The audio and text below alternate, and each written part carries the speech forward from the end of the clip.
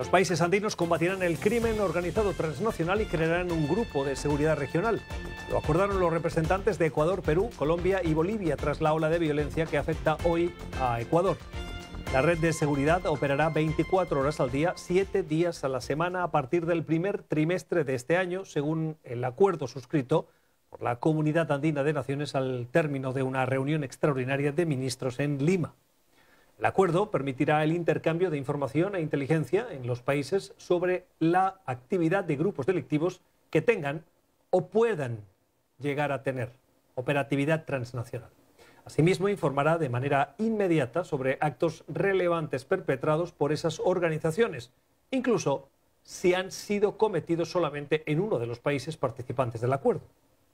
Se van a reforzar las fronteras y las policías y los militares cooperarán de manera más estrecha.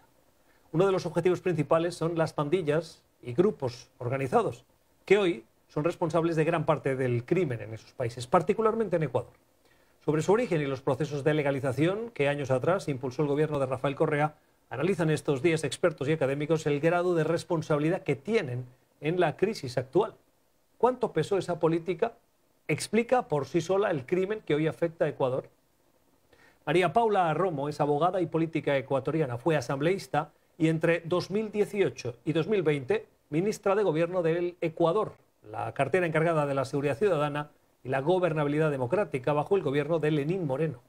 Señora Romo, gracias por su tiempo, bienvenida al programa, buenas noches. Muchas gracias, buenas noches, gracias por la invitación. ¿Cómo está usted viendo esa crisis de seguridad que afecta a su país? Bueno, la situación del Ecuador es gravísima, hay un estallido, una espiral de violencia en los últimos días, pero la situación se ha agravado en los años anteriores y en verdad se trata de un proceso de largo aliento que tiene relación con otros países. Lo que ahora mismo se comentaba sobre este grupo regional es un paso adelante para abordar un tema que no es doméstico para ninguno de nosotros. ¿Cuáles son las causas de la situación que hoy enfrenta Ecuador? Hay que enumerar varios temas, pero yo me permitiría estos. La desmovilización de las FARC en Colombia, que significó la creación o la formación de bandas criminales con menos control en las fronteras. La permisividad, por decirlo de alguna manera, que Venezuela ha generado también en sus fronteras, en la frontera con Colombia, y que ha significado el crecimiento de las actividades criminales en América Latina. Colombia y Perú son los dos mayores productores de cocaína en el mundo y se benefician también de la posición geográfica del Ecuador, pero del hecho de que también el Ecuador tiene la gasolina más barata, la gasolina más subsidiada de toda la región. Eso, sumado a las costas, a una economía dolarizada, pues genera una serie de condiciones. Y a eso hay que sumarle decisiones políticas en el propio país. En el gobierno de Rafael Correa, decidió el presidente, es una decisión del Ejecutivo, eliminar las visas para los nacionales de todos los países. De todos los países. A veces resulta difícil de creer cuando esto se comenta en público, cómo un gobierno puede retirar cualquier tipo de control migratorio. Pues eso lo hizo el gobierno de Rafael Correa y eso facilitó la instalación en el Ecuador de los carteles más peligrosos del mundo y creó una ventana de inseguridad para toda la región.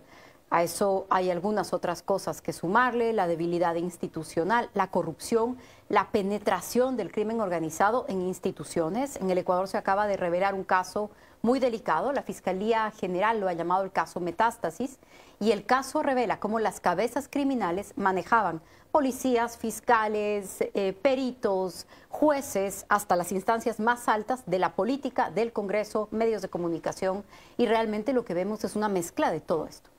¿Quién es más responsable de lo que ha pasado? Porque recientemente entrevistamos aquí a Rafael Correa y casi que vino a decir que durante su gobierno Ecuador era un paraíso. Se acoge claramente a los datos de índice de homicidios por cada 100.000 habitantes, que es el indicador que se utiliza, si no recuerdo mal, era 6 homicidios por cada 100.000 habitantes y actualmente estamos cerca del 50, 40 y pico por cada 100.000 habitantes. Y él defendía sus políticas diciendo esas garantizaron un Ecuador con seguridad. Bueno, si usted ha entrevistado antes al expresidente Correa, sabrá que no hay manera de que él acepte o mire de forma crítica ningún asunto relacionado a su gobierno. En el Ecuador, varios ministros de su gobierno han aceptado y han confesado casos de corrupción. La semana pasada en Nueva York, una de las cabezas de Petroecuador ha aceptado y ha empezado a relatar los sobreprecios que pagaban grandes empresas petroleras y las coimas que pagaban en Ecuador. Y por supuesto, el propio Correa está sentenciado. El día de ayer, su ex jefe de inteligencia, para que podamos ver un poco de qué estamos hablando, su ex jefe de inteligencia ha recibido ratificación de su sentencia por un caso de secuestro internacional con fines políticos. Es decir, desde la Secretaría de Inteligencia del Ecuador se ordenó y se ejecutó el secuestro de un opositor en Colombia por ser un opositor del gobierno de Correa. Difícilmente esas políticas pueden explicar fortaleza institucional o democrática, todo lo contrario. Y sí, hay muchas decisiones del gobierno de Correa que contribuyen a este estado. Una de estas, la que tiene que ver con el tema migratorio, que la acabábamos de comentar. Otra, que creo que también es relevante, tiene que ver con el desmantelar la cooperación con los Estados Unidos en temas de narcotráfico. En su gobierno, Rafael Correa no solamente expulsó a la embajadora de los Estados Unidos, sino también a la base de Manta y disolvió en la Policía Nacional del Ecuador la unidad especializada antinarcóticos que cooperaba con los Estados Unidos. Y finalmente, esta decisión más polémica y que ha sido discutida en los últimos días de la pacificación, y lo voy a decir entre comillas, la pacificación entre pandillas. Esto se dio hace más o menos unos 15 años durante el gobierno de Rafael Correa, y con las revelaciones de estos últimos días es inevitable mirarla con ojos distintos. ¿A qué me refiero? A que las cabezas de la pacificación, los líderes de las pandillas juveniles urbanas, que en su momento firmaron esta especie de acuerdo de paz entre ellas, resultan hoy los principales involucrados en estos casos de altísima gravedad. Entonces, se convirtieron esas personas, no solamente fueron legalizadas, traídas a una vida oficial, formal, sino también que se les abrió directamente espacios en el Estado para que se conviertan en las cabezas de las organizaciones criminales de las que hoy estamos hablando. ¿Cómo explica que haya literatura sobre políticas públicas avaladas por la Universidad de la Ciudad de Nueva York, por expertos? El año pasado se publicó un informe. O un reciente estudio sobre este tipo de políticas de pacificación de pandillas, como lo ha descrito usted, también avalado por el Banco Interamericano de Desarrollo, que ponen el ejemplo de lo que hizo Rafael Correa en Ecuador. ¿Qué es lo que falló para que organismos intelectuales como una universidad estadounidense o del Banco Interamericano de Desarrollo y su conocimiento sobre la región lo pongan en valor, pero luego veamos que la evolución de esa política generó parte del problema que hoy tiene el país? Efectivamente, en su momento, esta política logró bajar el enfrentamiento entre pandillas urbanas y entre pandillas juveniles. Y ese primer objetivo se encuentra recogido, como usted bien señala, se encuentra recogido en estudios, en informes, este primer objetivo. ¿Qué pasó? Que también, y esto con el paso del tiempo se puede verificar, muchos de los integrantes de estas organizaciones pasaron a la vida política, la mayoría de la mano de la organización política que lidera Rafael Correa. Uno de ellos, uno de sus líderes, llegó a ser tan relevante que hace pocos meses estuvo sentado en la presidencia de la Asamblea Nacional. Circunstancialmente, porque era parte de la directiva, pero ha llegado tan alto como al Consejo de Administración Legislativa del Congreso ecuatoriano, de la mano de Rafael Correa y su partido, una figura muy relevante. Ronnie Aliaga, para quienes quieran verificar el tema con nombres. Hoy, en este caso del que estamos hablando, en el caso Metástasis, el caso se finca alrededor de las comunicaciones por teléfono celular de Leandro Norero, quien está o estaba investigado por tráfico de drogas, tráfico de armas. Las conversaciones hablan de sicariato, las conversaciones hablan de asesinar, investigar para asesinar a fiscales, a periodistas, hablan de Fernando Villavicencio, el candidato asesinado en el Ecuador hace algunos meses. Y en estas conversaciones, uno de los participantes es una de las cabezas de la pacificación, alias el patrón Leandro Norero, y el otro participante, o uno de los que se reportan a él, es el señor Aliaga, diputado del correísmo que llegó a estar sentado en la Asamblea Nacional. Entonces, es indiscutible que hoy debemos mirar no solamente con ojos críticos, sino con sospecha qué pasó con esas organizaciones después de ese proceso, cómo empezaron a operar, cómo llegaron a tener todo el acceso y la influencia que hoy tienen en el Estado, y no lo digo en pasado, hoy tienen en el Estado, porque es lo que seguimos mirando en las investigaciones y en los casos. Ayúdame con la brevedad, dos cuestiones antes de terminar. La primera, la política de militarización, de mano dura, de toque de queda del gobierno de Daniel Noboa, ¿es la adecuada para enfrentar esta situación hoy? La respuesta fue oportuna en un momento gravísimo y era la única manera, en eso yo coincido, era la única manera en la que se podía involucrar a los militares en este esfuerzo. Y la policía realmente, con todo su trabajo, no se daba y no se da abasto para atender una crisis tan grave. ¿Era el camino para tener un respaldo adicional? Sí lo era. Y se ha logrado en una primera instancia con esta entrada de las Fuerzas Armadas. Hay algunas cosas importantes que se han logrado en estos últimos días.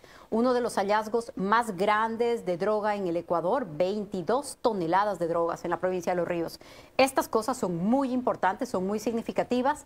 ¿Serán suficientes? Creo que eso es parte de lo que está por verse y las implicaciones jurídicas sobre el conflicto armado interno en términos de las sentencias de los involucrados, del tipo de tratamiento, de cuál va a ser la repercusión legal para cada una de las personas detenidas, que hay muchas ya en este momento. Creo que eso todavía es lo que hay que dilucidarse, es lo que tendrá que dilucidar el sistema de justicia en el Ecuador, pero esta primera respuesta de mano dura y esta respuesta de involucrar a las Fuerzas Armadas ha sido efectiva en estos días, está dando unos primeros resultados. Ya. La segunda es, este es un acuerdo de la Comunidad Andina de Naciones que implica a países que son próximos a Ecuador. En este caso estamos hablando de Perú, Colombia y Bolivia. Pero cuando hablamos de ese crimen transnacional vinculado al narcotráfico internacional o regional, hablamos de Centroamérica y hablamos fundamentalmente de México. ¿Es suficiente el acuerdo con estos países de CAN?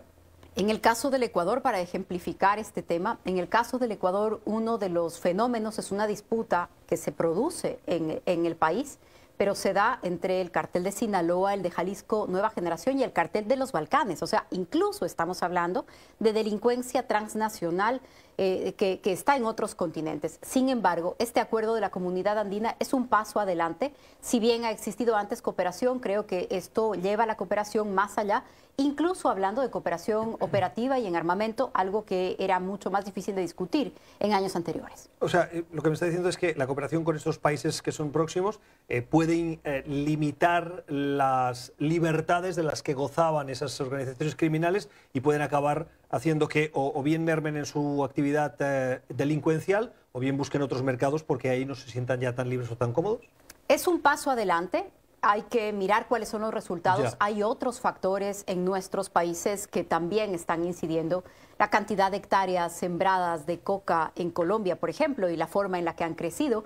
Esa es una característica de la geografía y de los países de la región, pues que difícilmente va a mutar en poco tiempo. Pero la cooperación entre policías, el intercambio de información, incluso la operatividad conjunta, creo que es un paso adelante muy importante. María Paula Romo, analista, abogada, ex asambleísta, gracias por estar con nosotros. Muchísimas gracias. La señora Romo fue ministra de Gobierno en el gobierno de Lenín Moreno, cargada de la seguridad en Ecuador.